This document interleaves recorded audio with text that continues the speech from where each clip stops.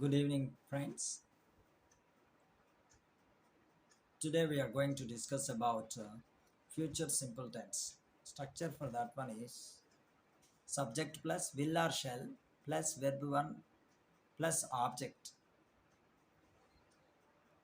Example చూసినట్లయితే I will eat breakfast. We will eat breakfast. I will eat breakfast అంటే నేను breakfast చేస్తాను భవిష్యత్తులో. అలాగే వీ విల్ ఈట్ బ్రేక్ఫాస్ట్ అంటే మేము బ్రేక్ఫాస్ట్ చేస్తాము భవిష్యత్తులో. అలాగే next they will eat breakfast, వారు బ్రేక్ఫాస్ట్ చేస్తారు. Next you will eat breakfast, నీవు లేదా మీరు బ్రేక్ఫాస్ట్ చేస్తారు. ఇవన్నీ కూడా భవిష్యత్తులో. అలాగే హీ విల్ ఈట్ బ్రేక్ఫాస్ట్, అలాగే she will eat breakfast. She will eat breakfast అంటే ఆమె బ్రేక్ఫాస్ట్ చేస్తుంది భవిష్యత్తులో. హీ విల్ ఈట్ బ్రేక్ఫాస్ట్ అంటే అతను బ్రేక్ఫాస్ట్ చేస్తాడు భవిష్యత్తులో. అలాగే next it will eat breakfast అంటే అది బ్రేక్ఫాస్ట్ చేస్తుంది అని అర్థం.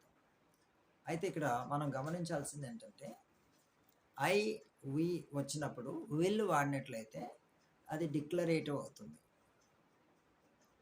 మిగతా 5 సబ్జెక్టివ్ ప్రొనౌన్స్ ఏవైతే ఉన్నాయో ఐ వి కాకుండా మొత్తం 7 రకాల సబ్జెక్టివ్ ప్రొనౌన్స్ ఉంటాయని మనకు తెలుసు. I we you they he she it, వీటిని 7 రకాల సబ్జెక్టివ్ ప్రొనౌన్స్ అంటారు.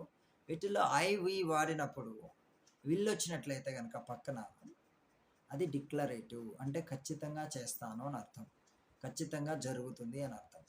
అలా కాకుండా మరి మిగతా 5 సబ్జెక్టివ్ ప్రొనౌన్స్తో విల్ వాడినట్లయితే అది చేస్తాను అని అర్థం వస్తుంది, భవిష్యత్తులో చేస్తాను అనే అర్థం వస్తుంది, కానీ డిక్లరేటివ్ కాదు, అంటే ఖచ్చితం అనేది చెప్పలేమన్నమాట. అలాగే షెల్ అనేది ఐ షెల్ అలాగే వి షెల్ వాడినప్పుడు నాన్ డిక్లరేటివ్ అవుతుంది.